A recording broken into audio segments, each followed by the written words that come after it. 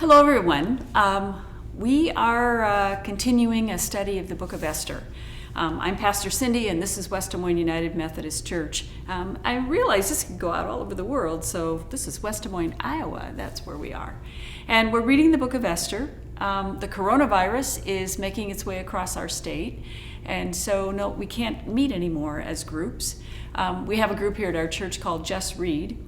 And they gather once a week, and that's what they do. They just read the Bible, and we just make our way through. We stop verse by verse and kind of question about what it's about, try and figure it out, have good conversation. Now that we can't meet, this good conversation is kind of one-sided. It's sort of just read with just Cindy. That's what we're doing. I hope you're well. I don't know what's happening in your life, and that's a frustration for me. I like to hear about how people are doing, so feel free to email me or contact me through West Des Moines United Methodist Church website or on Facebook. But hope you're doing okay. You know, this is just such an uncertain time. So it's a great time to be reading the book of Esther because it's about courage. It's about how one person can make a difference.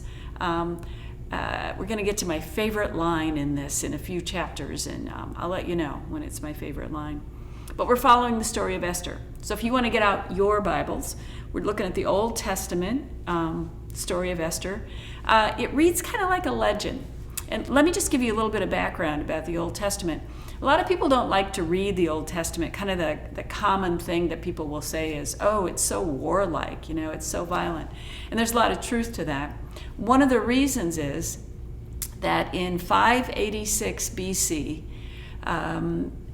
Israel, Judah, that whole nation at that time, and the city of Jerusalem was completely overrun in a really horrible, violent takeover by the Babylonians. And many people were killed, the city was destroyed, and lots of people were carried off to Babylon. It was a horrible, destructive time. Almost all of the Old Testament was written after that. Now, the events that are recorded in the Old Testament may have occurred before that time, but it was written down after that because the people had dispersed and they could no longer tell the stories just to one another orally. They needed some written record. And if you think, too, back to 586, you know, there weren't a whole lot of books, there weren't a lot of people who were literate. But because they were dispersed, they decided, we've got to write this stuff down. And that's when most of the Old Testament was written.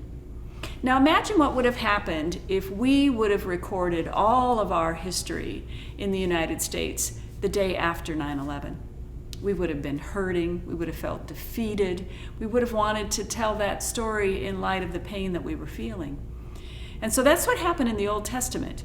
Again, the events may have occurred a long time earlier, but when they were writing it, they were a people who were defeated, a people who wondered what was coming next, a people who were living in a time of uncertainty, somewhat like what we're living in now with this virus. And so their emotion comes out.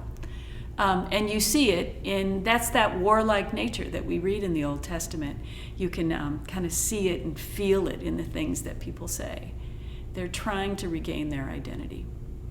So the book of Esther itself, I think, reads like a legend. And today we're going to kind of see how that happens even more in chapter 2. In the first chapter, we're in the country of Persia. The king is King Xerxes, incredibly wealthy, controls everything, has just thrown a party that lasted 180 days. Now, toward the end of that party, he had a group of people who were men who had been drinking and partying without restraint, Scripture tells us in chapter 1. And so toward the end of that party, the king orders Queen Vashti to come and parade before them. It's pretty easy to understand why a woman would not want to come and parade before a bunch of men who've been drinking for 7 days. And Queen Vashti refuses. Well, that's kind of the end of Queen Vashti. She's banished. The king's advisors tell him, you know, this is going to create a lot of problems. Women all over the country are going to be saying, no, I'm not going to do what my husband, my master, and in Hebrew, the word for husband, master, and owner was all the same word. Women, though, are going to be having an uprising. They're going to say, oh, I'm going to do what Queen Vashti did. I'm going to defy my husband. So she is banished, and it's determined that they'll make sort of a example of her. And now they're going to go look for a new queen. This reads like a legend. And when I was thinking about this today, about chapter 2, it sounds a little bit to me like was it Cinderella, where they were all trying to find the beautiful woman whose foot fit in the shoe? Well, that's sort of what's happening. So this is chapter 2, and we're looking for a new queen. And we really hope this time it's somebody who'll be obedient. I mean, that would be good for King Xerxes, right? Once again, we're going to encounter all these names that are difficult to pronounce, and you're going to see me bumble through them or skip over them. You may be reading a different version of the Bible than I am, and that's just kind of how it works. I'm reading from the New Revised Standard Version, but we'll just find our way through that too. So hope this is working for you, and much love to you as we enter into this. So chapter 2 of Esther. After these things, this is Queen Vashti being banished, when the anger of King Xerxes had abated, he remembered Vashti and what she had done and what had been decreed against her. Then the king's servants who attended him said, "Let beautiful young virgins be brought out for the king, and let the king appoint commissioners in all the provinces of his kingdom to gather all the beautiful young virgins to the harem in the citadel of Susa under the custody of Haggai, the king's eunuch, who is in charge of the women. Let their cosmetic treatments be given them, and let the girl who pleases the king be queen instead of Vashti." This pleased the king, and he did so. So we're on this, we're kind of having a beauty show here, looking for who will replace Vashti.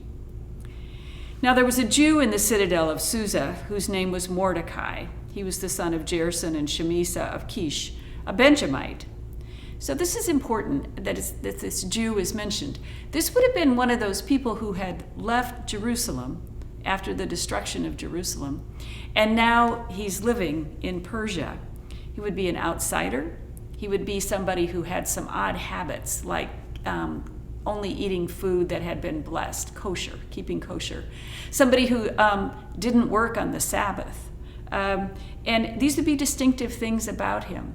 So Mordecai, he's an outsider, somebody who people would be suspicious of. These days we'd call him an immigrant or a refugee. Kish had been carried away from Jerusalem among the captives. See, this is when Jerusalem fell, with King Josiah of Judah, whom King Nebuchadnezzar of Babylon had carried away.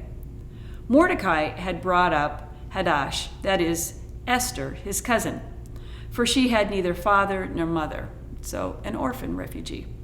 The girl was fair and beautiful, and when her father and mother died, Mordecai adopted her as his own daughter.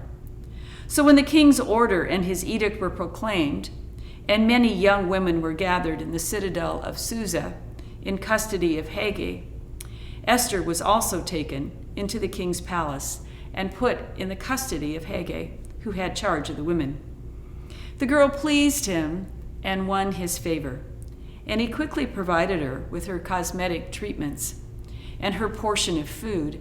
And this is just interesting. She's being prepared physically, so she'll be beautiful. Cosmetic treatments, we don't know what that might have meant. And she's being fed. And it makes you wonder if the refugees were hungry, if they were not being fed. Maybe she's being fattened up. I don't know. She may have looked emaciated from what she had been facing. This is kind of one of those delicate things. In the church, we seldom talk about sexuality, but the eunuchs would have been men who had been physically altered so that they were no longer a sexual threat to the people around him. The king would not have had worried that one of the eunuchs would take one of the women sexually, because that was not possible for them to do that. So here she is, Esther, and continuing on in verse 9. The girl pleased him and won his favor, and he quickly provided her with her cosmetic treatments and her portion of food. and with 7 chosen maids from the king's palace, and advanced her and her maids to the best place in the harem. So the king doesn't just have one wife, he has a harem. There are a lot of women that he has access to. Esther did not reveal her people or her kindred. She didn't tell anybody she was a Jew. It was her beauty that got her there, and she wasn't going to question that or reveal anything else about who she was. And verse 10, Esther did not reveal her people or her kindred, for Mordecai had charged her not to tell. Every day Mordecai would walk around in front of the court of the harem to learn how Esther was and how she fared. So he's kind of sneaking around and making sure that she's doing okay.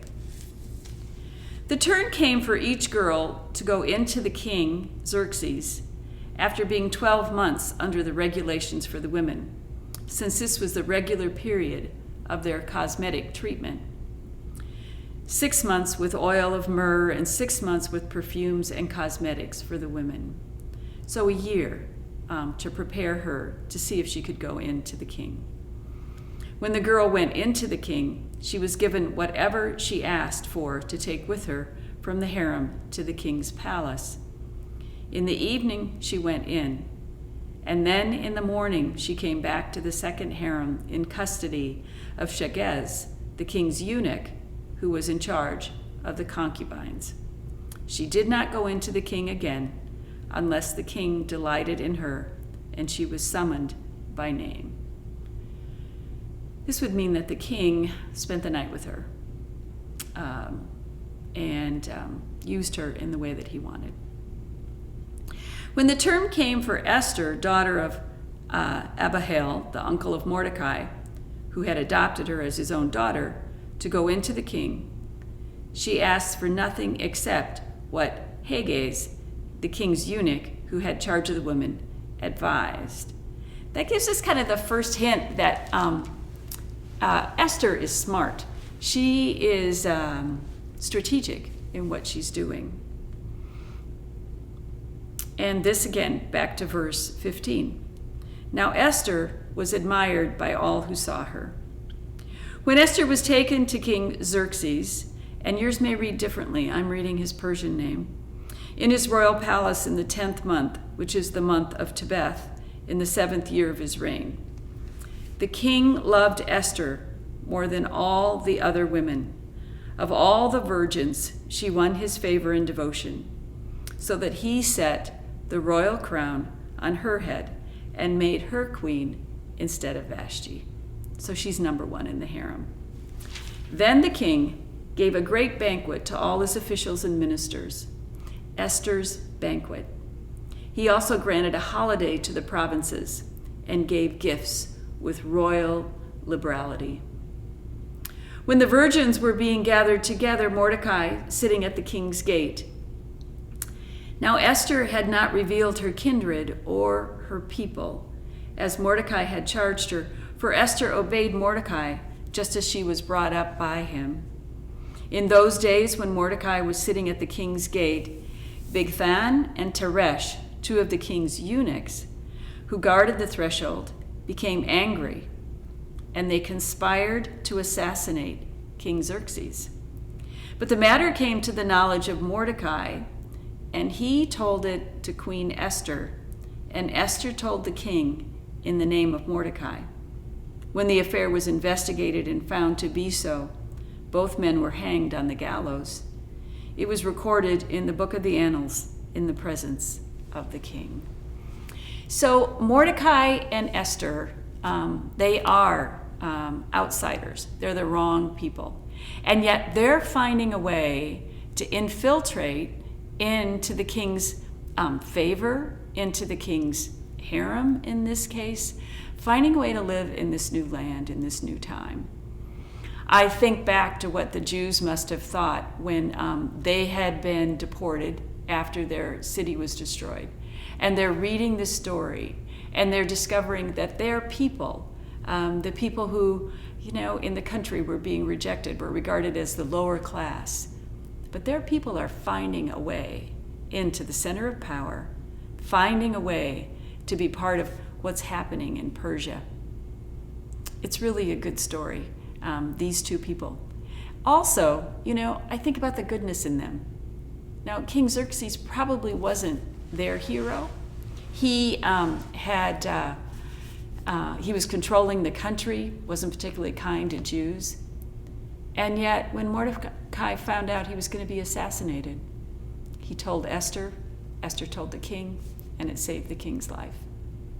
There's still a goodness in them, even in the midst of the turmoil and the trouble that they're facing. That's to be admired, I think.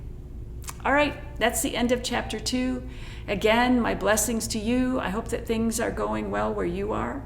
I hope maybe like Esther and Mordecai, we're finding a way to live in this new time.